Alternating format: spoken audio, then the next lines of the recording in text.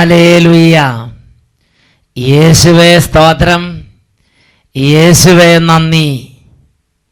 വിശുദ്ധ മത്തായി ശ്ലീഹായുടെ സുവിശേഷം 9-ാം അധ്യായം 13-ാം തിരുലിഖിതം.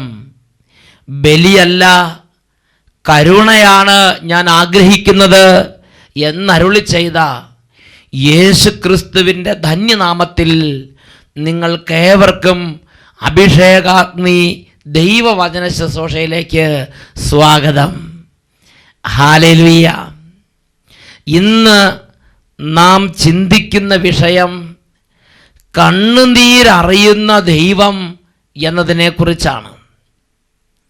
വിശുദ്ധ മത്തായി ശ്ലീഹയുടെ സുവിശേഷത്തിൽ 9-ാം അധ്യായത്തിൽ 12-ാം തിരുലിഖിതം. ആരോഗ്യമുള്ളവർക്കല്ല രോഗികൾക്കാണ് വൈദ്യനെ കൊണ്ട് ആവശ്യം. ആരോഗ്യമുള്ളവർക്കല്ല രോഗികൾക്കാണ് വൈദ്യനെ കൊണ്ട് ആവശ്യം.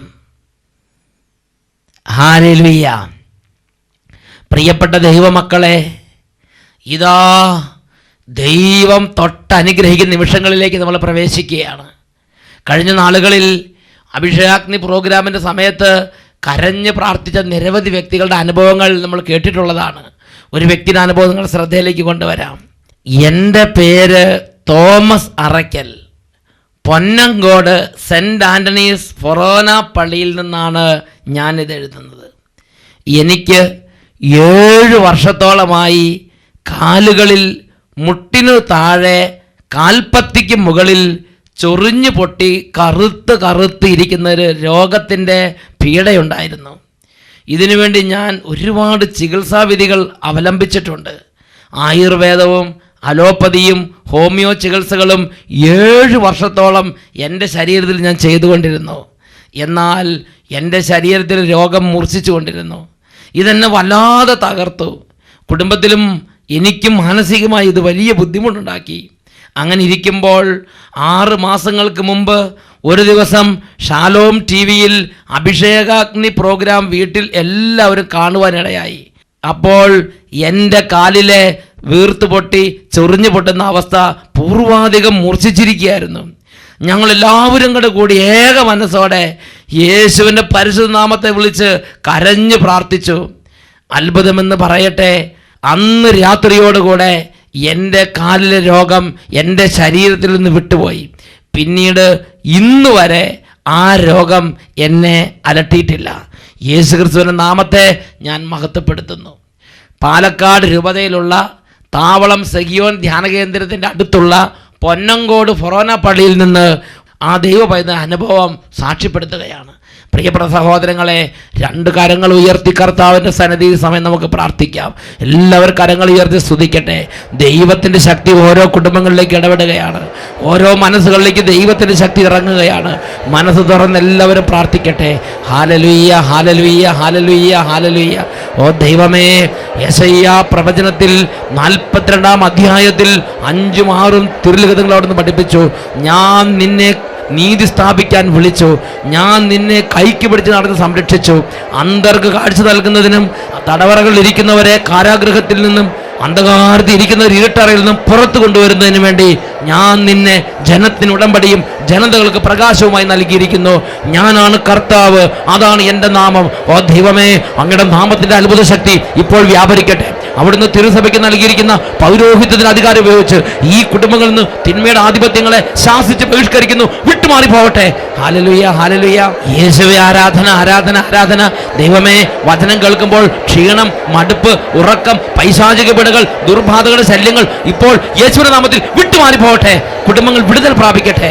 ഹല്ലേലൂയ. യേശുവേ ആരാധന, ആരാധന. യേശുവേ ആരാധന, ആരാധന. യേശുവേ സ്തോത്രം, യേശുവേ നന്ദി. യേശുവേ സ്തോത്രം, യേശുവേ നന്ദി. യേശുവേ സ്തോത്രം, യേശുവേ ആരാധന. ഹല്ലേലൂയ. വിശുദ്ധ മത്തായി ശ്ലീഹയുടെ സുവിശേഷത്തിൽ 9-ാമത്തെ അധ്യായത്തിൽ അവിടെ ഒരു രംഗം നമ്മൾ വായിക്കുകയാണ്. യേശു കടൽ തീരത്തേക്ക് വന്നു. വലിയ ഒരു ജനക്കൂട്ടം യേശുവിനെ ചുറ്റിലും കൂടി. അവൻ അവിടുന്ന് നടന്നു നീങ്ങുമ്പോൾ മത്തായി എന്നു പേരുള്ള ഒരു വ്യക്തി ചുങ്കസ്ഥലത്തിരുന്ന് ചുങ്കം പിരിക്കുന്നത് യേശുവിൻ്റെ ശ്രദ്ധയിൽപ്പെട്ടു. ഉടനെ തന്നെ യേശു ആ ചുങ്കക്കാരനെ തൻ്റെ ശിഷ്യഗണത്തിലേക്ക് പേര് ചൊല്ലി വിളിക്കുകയാണ്. എന്നെ അനുഗമിക്കുക. ചുങ്കക്കാരനോട് യേശു പറയുകയാണ്. അദ്ദേഹം ചുങ്കസ്ഥലത്ത് നിന്ന് യേശുവിനെ അനുഗമിക്കാൻ വേണ്ടി എഴുന്നേറ്റ് പുറപ്പെട്ടു. അദ്ദേഹത്തിൻ്റെ ഭവനത്തിലേക്ക് ചെന്ന് ഭക്ഷണത്തിനിരിക്കുമ്പോൾ അവൻ്റെയും ശിഷ്യന്മാരുടെയും കൂടെ അനേകം ചുങ്കക്കാരും പാപികളും വന്ന് വട്ടത്തിലിരുന്ന് അങ്ങോട്ട് ഭക്ഷണം കഴിക്കാൻ തുടങ്ങി. ചുങ്കക്കാരും പാപികൾ എന്ന് പറഞ്ഞാൽ ആ സമൂഹത്തിൽ ചുങ്കക്കാരും പാപികളും അങ്ങേയറ്റം നികൃഷ്ടരായി കണക്കാക്കപ്പെട്ടിരിക്കുകയായിരുന്നു. ഫരീസയരും സദുക്കായരും അങ്ങനെയുള്ള ഉയർന്ന വർഗമുണ്ട്. ഇവർ അധസ്ഥിത വർഗം, ചുങ്കക്കാരും പാപികളും എന്ന വിലയില്ലാത്തവർ. യേശു ഭക്ഷണത്തിനിരുന്നപ്പോൾ യേശുവിന് ചുറ്റും ഇവരെല്ലാവരും കൂടെ കൂടി അങ്ങോട്ട് അടുത്തിരുന്ന് ഭക്ഷണം കഴിക്കുകയാണ്. ഇത് കണ്ടപ്പോൾ ചിലർ പിറുപിറുത്തു. നിങ്ങളുടെ ഗുരു എന്തുകൊണ്ട് ഈ പാപികളുടെ ചുങ്കക്കാരെ കൂടെ ഇരിക്കുന്നു എന്ന് പറഞ്ഞ് ചിലർ യേശുവിൻ്റെ ശിഷ്യന്മാരോട് ചോദിച്ച്. ഇത് കേട്ടപ്പോൾ യേശു ശിരസ് ഉയർത്തി. എന്നിട്ട് യേശുവിൻ്റെ ഉള്ളിലെ മനസ്സ്, ദൈവത്തിൻ്റെ മനസ്സ് യേശു വെളിപ്പെടുത്തുകയാണ്. യേശു പറഞ്ഞു, അതാണ് മത്തായി ശ്ലീഹായുടെ സുവിശേഷത്തിൽ 9-ാമത്തെ അധ്യായത്തിൽ 12-13 തിരുലിഖിതങ്ങൾ, ആരോഗ്യമുള്ളവർക്കല്ല രോഗികൾക്കാണ് വൈദ്യനെ കൊണ്ട് ആവശ്യം. നീതിമാന്മാരെ വിളിക്കാനല്ല, പാപികളെ വിളിക്കാനാണ് ഞാൻ വന്നിരിക്കുന്നത്. ബലിയല്ല, കരുണയാണ് ഞാൻ ആഗ്രഹിക്കുന്നത് എന്നതിൻ്റെ അർത്ഥം നിങ്ങൾ പോയി പഠിക്കുവിൻ. യേശു അവരോട് വെളിപ്പെടുത്തി കൊടുത്ത്. ഹല്ലേലൂയ. വിശുദ്ധ മത്തായിയുടെ സുവിശേഷത്തിൽ 9-ാം അധ്യായം 12-13 വാക്യങ്ങളിലാണ് നമ്മളിത് കാണുന്നത്. പ്രിയപ്പെട്ട ദൈവമക്കളെ, ഇവിടെ ദൈവത്തിൻ്റെ ഒരു ഭാവം ദൈവവചനത്തിലൂടെ യേശു നമുക്ക് വെളിപ്പെടുത്തി തരികയാണ്. ചുങ്കക്കാർ, പാപികൾ, തകർന്നവർ, ഇനി ഞങ്ങൾക്ക് രക്ഷയില്ലെന്ന് ചിന്തിക്കുന്നവർ, അങ്ങനെയുള്ളവരോട് വളരെയധികം മനസ്സ് തുറന്ന ദൈവമാണ് ബൈബിളിലെ ദൈവം. Praise the lord. ഫരീസയരും നിയമജ്ഞരും അങ്ങനെ വലിയ വലിയ ആളുകളുണ്ട്. അവരോടല്ല, തകർന്ന മനുഷ്യരോട് തുറന്ന മനസ്സോടെ ഇരിക്കുന്ന ദൈവത്തെയാണ് യേശു ഈ ലോകത്തിൽ നമുക്ക് കാണിച്ചത്. കണ്ണുനീരിൽ ഇരിക്കുന്നവരോട് തുറന്ന ഹൃദയമുള്ള ഒരു ദൈവത്തെയാണ് യേശു ഈ ഭൂമിയിൽ നമുക്ക് വെളിപ്പെടുത്തി തന്നത്. വിശുദ്ധ മത്തായിയുടെ സുവിശേഷത്തിൽ തന്നെ 8-ാമത്തെ അധ്യായത്തിൽ 5 മുതൽ തിരുലിഖിതങ്ങൾ, അവിടെ നമ്മളൊരു രംഗം കാണുന്നുണ്ട്. യേശു കഫർനാമിലേക്ക് വന്നു. അപ്പോൾ യേശുവിൻ്റെ അടുത്ത് ഒരു ശതാധിപൻ വന്ന് പറഞ്ഞു, ഗുരു, എൻ്റെ ഭൃത്യൻ തളർവാദം പിടിപെട്ട് കഠിനമായ വേദന സഹിച്ച് വീട്ടിൽ കിടക്കുന്നു. ഇത്രയേ പറഞ്ഞുള്ളൂ. ഉടനെ തന്നെ യേശു അങ്ങോട്ട് കയറി പറയാണ്, ഞാൻ വന്ന് അവനെ സുഖപ്പെടുത്തട്ടെ, ഞാൻ വന്ന് അവനെ സുഖപ്പെടുത്താം. ഇതാ യേശു ആ ശതാധിപൻ്റെ കൂടെ ആ വീട്ടിലേക്ക് പുറപ്പെടുകയാണ്. ഹല്ലേലൂയ. നോക്കുക, കണ്ണുനീരിലിരിക്കുന്ന ഒരു മനുഷ്യൻ ആ വീട്ടിൽ കിടക്കുകയാണ്. കണ്ണുനീരിലിരിക്കുന്ന ഒരു മനുഷ്യൻ ആ വീട്ടിൽ കിടക്കുകയാണ്. ആ വീട്ടിൽ കിടക്കുന്ന ആ ഒരു മനുഷ്യന് വേണ്ടി യേശു ശതാധിപൻ്റെ കൂടെ ആ വീട്ടിലേക്ക് ഞാൻ വന്ന് അവനെ സുഖപ്പെടുത്താം എന്ന് പറഞ്ഞ് അങ്ങോട്ട് ഇറങ്ങി പുറപ്പെട്ട് പോവുകയാണ്. ഹല്ലേലൂയ. പ്രിയപ്പെട്ട സഹോദരങ്ങളെ, കണ്ണുനീരിൽ ഇരിക്കുന്നവരോട് തുറന്ന ഹൃദയമുള്ള ഒരു ദൈവമാണ് കർത്താവായ യേശു ക്രിസ്തു. മനുഷ്യപുത്രനും ദൈവപുത്രനുമായ യേശു ക്രിസ്തു കണ്ണുനീരിൽ ഇരിക്കുന്നവരോട് തുറന്ന ഹൃദയമുള്ള ഒരു ദൈവമാണ്. ഇത് ഇന്നും പ്രസക്തമാണ്. ഇന്ന് എനിക്ക് നിങ്ങൾക്കൊരു തകർച്ചയുണ്ടെങ്കിൽ, ഒരു പരാജയമുണ്ടെങ്കിൽ, ഒരു വേദനയുണ്ടെങ്കിൽ, ആ വേദനയുടെ നടുവിൽ ജീവിക്കുന്ന ഈ ദൈവത്തെ ഒന്ന് വിളിച്ചു നോക്കൂ. മകനെ, മകളെ, നീ നിന്റെ ഹൃദയത്തിൽ ദൈവത്തെ ഒന്ന് വിളിച്ചു നോക്കൂ. ഈ യേശുവിനെ ഒന്ന് വിളിച്ചു നോക്കൂ. അവിടെ അത്ഭുതകരമായ വ്യത്യാസം ഉണ്ടാകും. ഒരു വ്യക്തിയുടെ അനുഭവം ആ വ്യക്തി എഴുതി അറിയിച്ചിരിക്കുന്നത് നിങ്ങളുടെ ശ്രദ്ധയിലേക്ക് കൊണ്ടുവരാം. എൻ്റെ പേര് സിജി മോൾ. ഞാൻ കാനഡയിൽ നിന്നാണ് ഇത് എഴുതുന്നത്. എനിക്ക് കുറേ വർഷങ്ങളായി വിവാഹം ആലോചിച്ചു കൊണ്ടേയിരുന്നുവെങ്കിലും പലവിധ കാരണങ്ങൾ കൊണ്ട് കല്യാണങ്ങൾ ഒന്നും നടന്നില്ല. അങ്ങനെ എനിക്കിപ്പോൾ 34 വയസ്സ് കഴിഞ്ഞ്. വീട്ടുകാരും അടുത്ത്, ഈ കുട്ടിയും അടുത്ത്. ഇനി കല്യാണം നടക്കുമോ എന്ന് തന്നെ സംശയമായി. എനിക്കിപ്പോൾ 34 വയസ്സ് കഴിഞ്ഞ്. ഇനി എൻ്റെ വിവാഹം ഉണ്ടാവില്ല എന്ന് ഞാൻ ചിന്തിച്ച്. നോക്കുക, നിരാശ. വീട്ടുകാരും ഏതാണ്ട് നിരാശയിലാണ്, ഈ കുട്ടിയും ഏതാണ്ട് നിരാശയിലാണ്. ഇനി എനിക്കൊരു വിവാഹ ജീവിതം ഈ ഭൂമിയിലുണ്ടോ എന്നതിനെക്കുറിച്ച് ഈ കുട്ടി സംശയിക്കാൻ തുടങ്ങി. നിരാശയുടെ പിടിയിലമർന്നു. അങ്ങനെ ഇരിക്കുമ്പോഴാണ് അവധിക്ക് നാട്ടിൽ വന്നത്. അപ്പോൾ എൻ്റെ മമ്മി ഷാലോം ചാനൽ സ്ഥിരം കാണുന്ന വ്യക്തിയാണ്. ഷാലോം ചാനലിലെ അഭിഷേകാഗ്നി പ്രാർത്ഥനയെക്കുറിച്ചും മറ്റും വർണ്ണിച്ചു പറഞ്ഞു. മമ്മി ഈ പ്രാർത്ഥനയിൽ സംബന്ധിക്കുന്നുണ്ടായിരുന്നു. ഞാനും മമ്മിയുടെ കൂടെ ഷാലോം ചാനലിൽ അഭിഷേകാഗ്നി കണ്ട് പ്രാർത്ഥിച്ചു. കൂടാതെ അവധി കഴിഞ്ഞ് തിരിച്ചു വന്നപ്പോൾ മുതൽ ഓൺലൈനിൽ അഭിഷേകാഗ്നി പ്രാർത്ഥനയിൽ സംബന്ധിക്കാൻ തുടങ്ങി. 6 മാസം സ്ഥിരമായി ഞാൻ അഭിഷേകാഗ്നി പ്രോഗ്രാമിൽ എൻ്റെ വിവാഹ തടസ്സം മാറാൻ വേണ്ടി യേശുവിൻ്റെ നാമം വിളിച്ചപേക്ഷിച്ചുകൊണ്ടിരുന്നു. അത്ഭുതമെന്ന് പറയട്ടെ, എനിക്ക് വലിയ അനുഗ്രഹപ്രദമായ വിവാഹാലോചനകൾ വരാൻ തുടങ്ങി. അതിൽ നല്ലൊരു വിവാഹാലോചന ഉറച്ചു. എൻ്റെ കല്യാണം മംഗളകരമായി നടന്നു. ഇന്ന് ഞാൻ ഭർതൃമതിയായി എൻ്റെ ദൈവത്തെ മഹത്വപ്പെടുത്തുന്നു. ഹല്ലേലൂയ. കാനഡയിൽ നിന്ന് സിജിമോൾ വലിയ ആഹ്ലാദത്തോടെ ഈ യേശു എങ്ങനെയാണ് സിജിമോളുടെ ജീവിതത്തിലേക്ക് ഇടപെട്ടത് എന്ന് വെളിപ്പെടുത്തുകയാണ്. ഹല്ലേലൂയ. കല്യാണ തടസ്സം മനസ്സ് തകർന്ന് വേദനിച്ച് ഇനി ഈ ഭൂമിയിൽ എനിക്ക് കല്യാണം ഉണ്ടാവില്ലല്ലോ എന്ന് വേദനിച്ചിരിക്കുമ്പോഴാണ് അഭിഷേകാഗ്നിയിൽ ഈ ഹൃദയം തുറന്ന് വേദനിക്കുന്നവരോട് ഹൃദയം തുറന്നിരിക്കുന്ന, തകർന്നവരോട് അടുത്ത് നിൽക്കുന്ന, ഒരുപാട് രോഗത്തിൽ കണ്ണുനീരിരിക്കുന്നവരോട് മനസ്സലിവുള്ള യേശു ക്രിസ്തുവിനെ കുറിച്ച് അഭിഷേകാഗ്നി പ്രോഗ്രാമിൽ ഈ സിജിമോൾ കേട്ടത്. ഈ യേശുവിനെ വിളിച്ചപേക്ഷിക്കാൻ തുടങ്ങി. യേശുവിന് 6 മാസം സ്ഥിരമായി മുടങ്ങാതെ അഭിഷേകാഗ്നി പ്രോഗ്രാമിൽ ദൈവപുത്രനായി യേശുവിന്റെ നാമത്തെ വിളിച്ചപേക്ഷിച്ച് പുതിയ പുതിയ നല്ല നല്ല വിവാഹാലോചനകൾ വന്നു. മംഗളകരമായ കല്യാണം നടന്ന്. ഹല്ലേലൂയ. പ്രിയപ്പെട്ട സഹോദരങ്ങളെ, ബൈബിളിൽ വിശുദ്ധ മാർക്കോസിന്റെ സുവിശേഷത്തിലേക്ക് നമുക്ക് പോകാം. വിശുദ്ധ മാർക്കോസിന്റെ സുവിശേഷം 5-ാം അധ്യായം 21 മുതലുള്ള തിരുലിഖിതങ്ങൾ. അവിടെ ജായിറോസ് എന്ന് പേരുള്ള ഒരു വ്യക്തിയെ വചനം പരിചയപ്പെടുത്തുകയാണ്. മാർക്കോസിന്റെ സുവിശേഷം 5-ാം അധ്യായം 21-ാം തിരുലിഖിതം. യേശു വീണ്ടും വഞ്ചിയിൽ മറുകരയെത്തിയപ്പോൾ ഒരു വലിയ ജനക്കൂട്ടം അവന് ചുറ്റും കൂടി. അവൻ കടൽ തീരത്ത് നിൽക്കുകയായിരുന്നു. അപ്പോഴാണ് സിനഗോഗ് അധികാരികളിൽ ഒരുവനായ ജായിറോസ് യേശുവിൻ്റെ അടുക്കലേക്ക് വന്നത്. മർക്കോസ് 5:23 നമുക്ക് വായിക്കാം. ഈ ജായിറോസ് കേണപേക്ഷിച്ചുകൊണ്ട് ഒരു കാര്യം അവനോട് അഭ്യർത്ഥിക്കുകയാണ്. അവൻ യേശുവിനെ കണ്ട് കാൽക്കൽ വീണ് അപേക്ഷിച്ചു, എൻ്റെ കൊച്ചു മകൾ മരിക്കാറായി കിടക്കുന്നു, അങ്ങ് വന്ന് അവളുടെ മേൽ കൈകൾ വെച്ച് രോഗം മാറ്റി അവളെ ജീവിപ്പിക്കണമേ. ഒരു അഭ്യർത്ഥന ജായിറോസ് എന്ന സിനഗോഗ് അധികാരി യേശുവിനോട് പറയുക. അപ്പം നമ്മളൊരു രോഗത്തെക്കുറിച്ച് യേശുവിനോട് സംസാരിച്ചു എന്ന് കരുതുക. ഒരു രോഗത്തെക്കുറിച്ച് ഇപ്പോൾ ജായിറോസ് യേശുവിനോട് സംസാരിക്കുകയാണ്. എന്താണ് യേശുവിൻ്റെ പ്രതികരണം? വിശുദ്ധ മാർക്കോസ് 5:24 പഠിപ്പിക്കുകയാണ്. യേശു പുറപ്പെട്ട് അവൻ്റെ കൂടെ പോയി. വേറെ ഒന്നും പറയാനില്ല, ഒരു എതിരും പറയാനില്ല. യേശുവിൻ്റെ മനസ്സരിഞ്ഞ്, യേശുവിൻ്റെ ഹൃദയം തുറന്ന്, ഇതാ മരിക്കാറായി ഒരു കുട്ടി വീട്ടിൽ കിടക്കുന്നു എന്ന് കേട്ടതും യേശുവിൻ്റെ ഹൃദയം ആ വേദന സഹിക്കുന്ന മനുഷ്യന് വേണ്ടി തുറന്ന്, ഇതാ യേശു പറയാണ്. മർക്കോസ് 5:24 പഠിപ്പിക്കുകയാണ്. യേശു ഉടനെ പുറപ്പെട്ട് അവൻ്റെ കൂടെ പോയി. ഹല്ലേലൂയ.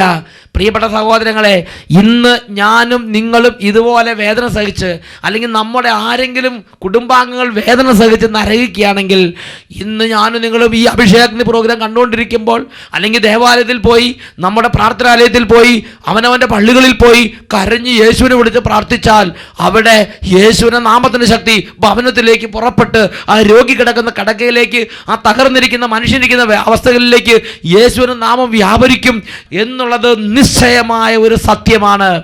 ഇതൊരു വ്യക്തിയുടെ അനുഭവം നിങ്ങളുടെ ശ്രദ്ധയിലേക്ക് കൊണ്ടുവരാം. എൻ്റെ പേര് ആലീസ്. ഞാൻ ഒരു ഷുഗർ രോഗിയാണ്. എൻ്റെ കണ്ണിൻ്റെ വലത്തെ പിരിയത്തിൽ ഒരു നെല്ലിക്കായുടെ വലിപ്പത്തിൽ ഒരു മുഴയുണ്ടായിരുന്നു. ഓപ്പറേഷൻ ചെയ്യുവാൻ എനിക്ക് വലിയ പേടിയായിരുന്നു.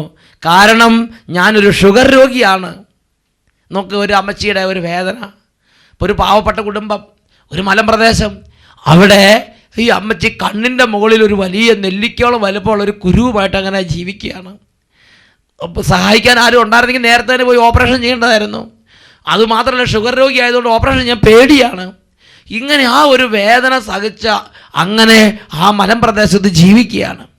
അങ്ങനെ ഇരിക്കുമ്പോഴാണ് ഷാലോം TV-യിൽ അഭിഷേകാഗ്നിയുടെ ആ പ്രോഗ്രാമിനെക്കുറിച്ച് മറ്റുള്ളവർ ഞങ്ങളോട് അറിയിച്ചത്. അങ്ങനെ ഞങ്ങളും അഭിഷേകാഗ്നി പ്രോഗ്രാം കാണുന്ന കുടുംബമായി മാറി.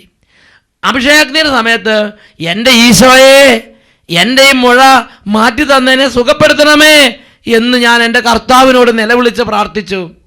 2ാമത്തെ ആഴ്ചയായപ്പോഴേക്കും എൻ്റെ വലത്തെ കണ്ണിൻ്റെ മുകളിൽ നെല്ലിക്കാട് വലുപ്പത്തിൽ ഉണ്ടായിരുന്ന ആ മുഴ തീർത്തും അപ്രത്യക്ഷമായി. ഹല്ലേലൂയ. ആലീസ് മാത്യു കൈപ്പള്ളിൽ കോട്ടയം ജില്ലയിൽ നിന്ന് സാക്ഷ്യപ്പെടുത്തുകയാണ്. പ്രിയപ്പെട്ട സഹോദരൻ, ചിന്തിച്ച് നോക്ക്. ഒരു ഷുഗർ രോഗി വേദനിച്ചൊരു മൂലയിൽ കഴിയുകയാണ്. യേശു ആ വേദന അറിഞ്ഞു. ആ രോഗിയുടെ അടുത്തേക്ക് ചെന്ന് യേശു സുഖപ്പെടുത്തി. വിശുദ്ധ മാർക്കോസിന്റെ സുവിശേഷത്തിൽ 3-ാം അധ്യായത്തിൽ 1 മുതൽ മറ്റൊരു രംഗം സുവിശേഷം നമുക്ക് വരച്ചു കാട്ടുകയാണ്.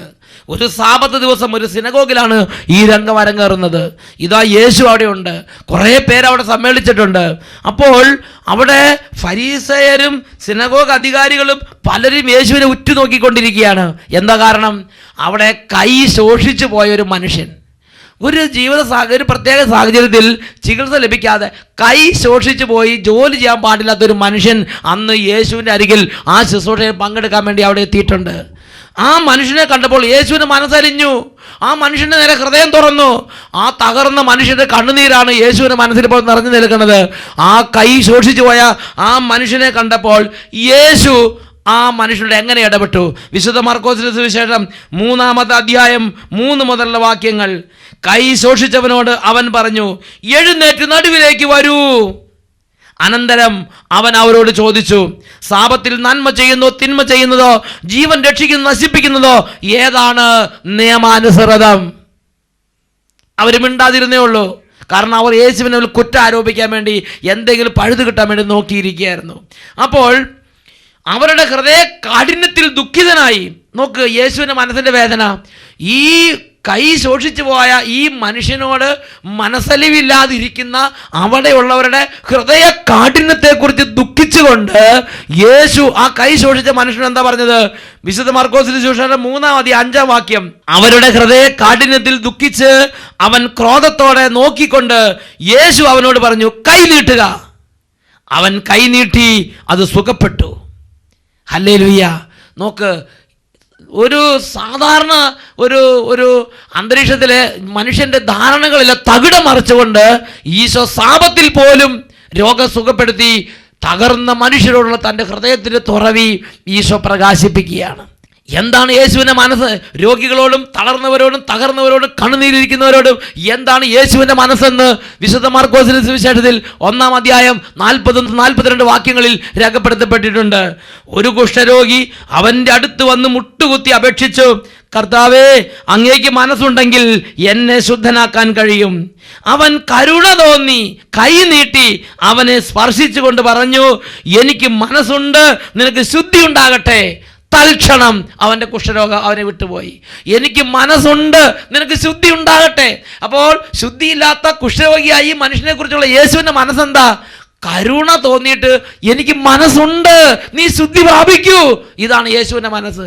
കണ്ണില്ലാത്തവനെ കുറിച്ചാണെങ്കിൽ യേശുവിൻ്റെ മനസ്സെന്താ? നിനക്ക് നല്ല കണ്ണുണ്ടാകട്ടെ. കടബാധ്യതയുള്ളവരെ കുറിച്ച് യേശുവിൻ്റെ മനസ്സ്, നിന്റെ തകർച്ചയിൽ നിന്ന് മാറ്റം ഉണ്ടാകട്ടെ. തകർന്ന കുടുംബങ്ങൾ ഒരു വിടുതലുണ്ടാകട്ടെ. പ്രിയപ്പെട്ട സഹോദരങ്ങളെ, തകർന്നവരോട് മനസ്സലിവുള്ള കർത്താവാണ് ബൈബിളിലെ ദൈവം. പ്രിയപ്പെട്ട സഹോദരങ്ങളെ, തകർന്നവരോട് മനസ്സലിവുള്ള കർത്താവാണ് ബൈബിളിലെ ദൈവം. യോഹന്നാന്റെ സുവിശേഷത്തിൽ 8-ാം അധ്യായത്തിൽ 37-ാം വാക്യത്തിൽ യേശു പഠിപ്പിച്ചു, എൻ്റെ പിതാവ് എനിക്ക് തരുന്നവരെല്ലാം എൻ്റെ അടുക്കൽ വരുന്നു. എൻ്റെ അടുക്കൽ വരുന്നവരെ ഞാൻ ഒരു നാളും തള്ളിക്കളയുകയില്ല.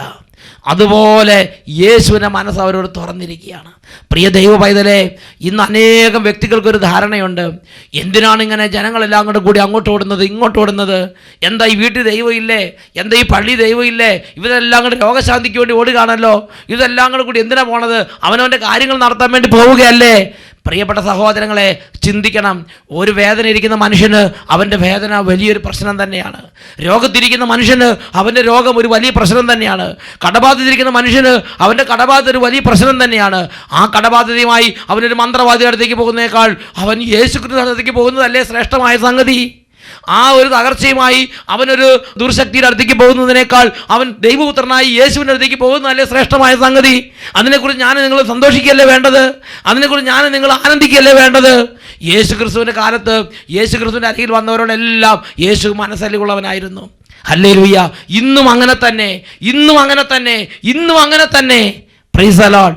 വിശുദ്ധ മാഗ്ഡിൽഡ് എന്ന വിശുദ്ധയ്ക്ക് ഈശോ പ്രത്യക്ഷപ്പെട്ടപ്പോൾ വിശുദ്ധ മാഗ്ഡിൽഡിനോട് ഈശോ പറഞ്ഞത് എങ്ങനെയാണ്? മനുഷ്യർ എന്നിൽ നിന്ന് നല്ല കാര്യങ്ങൾ പ്രതീക്ഷിക്കുമ്പോൾ എനിക്ക് സന്തോഷമാണ്. അവർ ആഗ്രഹിക്കുന്നതിലും കൂടുതൽ ഞാൻ അവർക്ക് കൊടുക്കും. Price the Lord. ഈ നിമിഷങ്ങളിൽ എഴുന്നേറ്റ് നിന്ന് കരങ്ങൾ ഉയർത്തി നമുക്ക് സ്തുതിക്കാം. Hallelujah, hallelujah, hallelujah.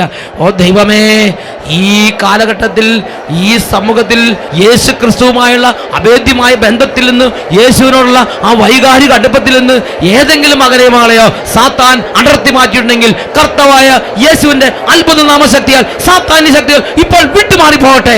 Hallelujah, hallelujah. തെറ്റായ അറിവുകൾ, തെറ്റായ കാഴ്ചപ്പാടുകൾ, തെറ്റായ ബോധ്യങ്ങൾ യേശുവിന്റെ നാമത്തിൽ മനോമുഖരകളിൽ നിന്ന് വിട്ടുമാറി പോകട്ടെ. Hallelujah, hallelujah.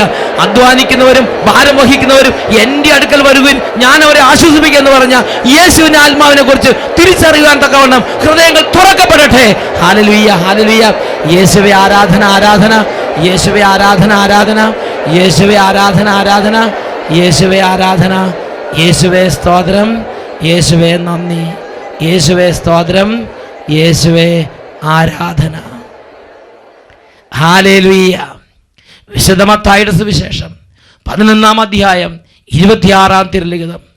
അധ്വാനിക്കുന്നവരും ഭാരം വഹിക്കുന്നവരുമായ നിങ്ങളെല്ലാവരും എൻ്റെ അരികിൽ വരുവിൻ, ഞാൻ നിങ്ങളെ ആശ്വസിപ്പിക്കാം എന്ന് യേശു അരുളി ചെയ്തു. Price the Lord.